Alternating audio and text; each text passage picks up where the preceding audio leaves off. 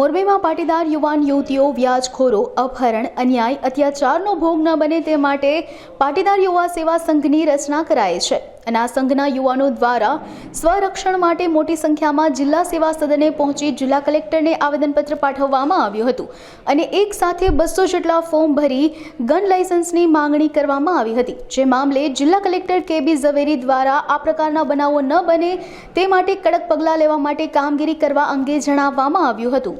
જે રીતે ગુજરાતીમાં એક કહેવત છે કે વાયડ જ ચીભડા મંડે ગરબા તો પછી વેલાનું શું થાય, એવી રીતે મોરબી પાટીદાર સમાજ છેલ્લા ઘણા સમયથી આ વ્યાજખોરી, ગુંડાગીરી, અપણકારો, રોમિયો, હની ટ્રેપ, લુખાગીરી, કબજા, પ્લોટમાં, જમીનમાં ખોટા કાગળ, આ એક પ્રકારનું આખું પ્રી પ્લાનિંગ ક્રાઇમ મોરબીની અંદર અમુક ટોળકીઓ કરી રહી છે।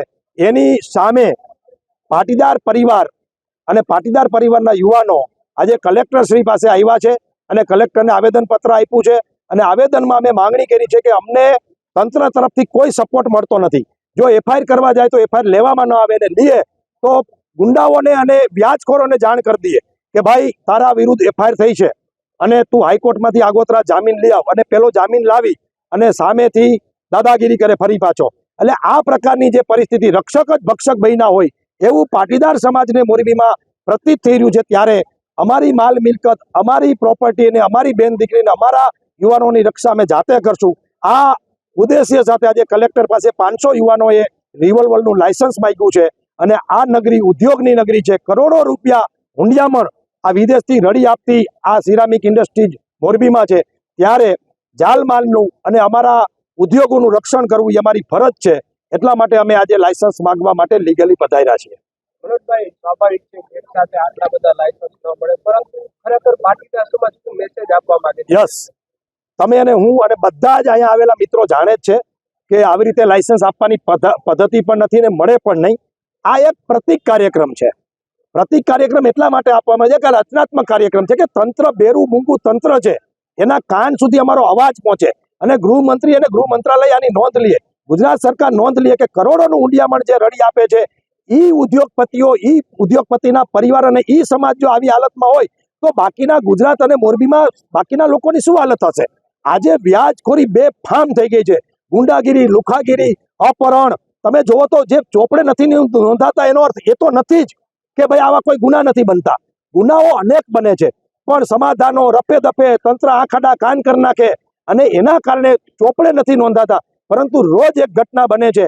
હું તો ત્યાં સુધી કહું છું મીડિયાના માધ્યમથી કે મોરબીમાં રોજ 10 વીઘા જમીન પટેલોની આ વ્યાજખોરો લૂંટી જાય છે। આજે પાટીદાર યુવા સંઘ જે મતની રચના કરવામાં આવી છે એ બાબત અત્યારે જાણવા મળી કે મોરબી શહેરમાં કાયદો અને વ્યવસ્થા માટે જે થોડી ઘણી તકલીફ ક્યાંક થઈ હશે, વ્યાજખોરોનો જે આતંક હશે ને એમાં 2 થી 5 જેટલા પરિવારોને ક્યાંક તકલીફ પડી હશે એવી ના આગેવાન દ્વારા અત્યારે રજૂઆત કરવામાં આવી અને તે અન્વયે કોલેજ અને સ્કૂલે જતા ઉચ્ચ માધ્યમિકમાં ભણતા છોકરાઓ છોકરીઓને આ ગેંગ દ્વારા જે તકલીફો કરવામાં આવે છે એમના વિરુદ્ધ પગલાં ભરવા માટે અને એમનાથી બચવા માટે, સ્વરક્ષણ માટે હથિયારના લાયસન્સ માટે એક સાથે 150 થી 200 જેટલી અરજીઓ એમને કરેલી છે।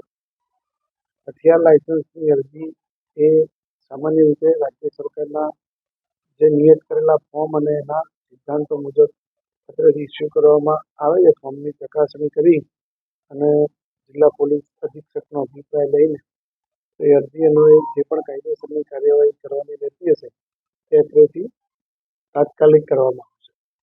બીજી બાબત એમને જણાવી કે જે રીતે મોરબીના લોકોને કોઈ પણ પ્રકારની તકલીફ હશે તો એ તકલીફ દૂર કરવા માટે અત્રેથી જિલ્લાના પોલીસ અધિક્ષકને સૂચના આપવામાં આવશે અને રાજ્ય સરકારને પણ આ બાબતે અહેવાલ કરી અને આ અન્વયે પ્રજાને કોઈ તકલીફ ના પડે, કાયદો અને વ્યવસ્થાની પરિસ્થિતિ મોરબીમાં ખૂબ સારી રીતે જળવાઈ રહે, સુલેહ અને શાંતિ રહે અને કોઈ પણ સુખી માણસ હોય કે કોઈ પણ મધ્યમ વર્ગના હોય કે નાના માણસો હોય એમને વ્યાજખોરનો આતંક ના રહે, એમને અન્ય કોઈ પણ પ્રકારનું દબાણ, ધાક ધમકી ના આવે, એના જે પણ પગલાં ભરવાના થશે કડકમાં કડક હાથે પગલાં ભરવાની હું ખાતરી આપું છું।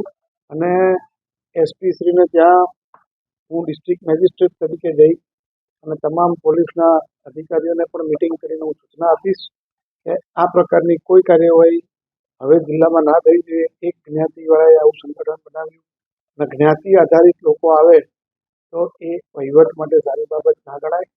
પોલીસ એસપી સાથે અમે આજે મિટિંગ કરશું અને એસપી શ્રીને પણ આ બાબતે અવગત કરી અને જિલ્લામાં સારામાં સારું વાતાવરણ થાય એવા પૂરતા પ્રયત્નો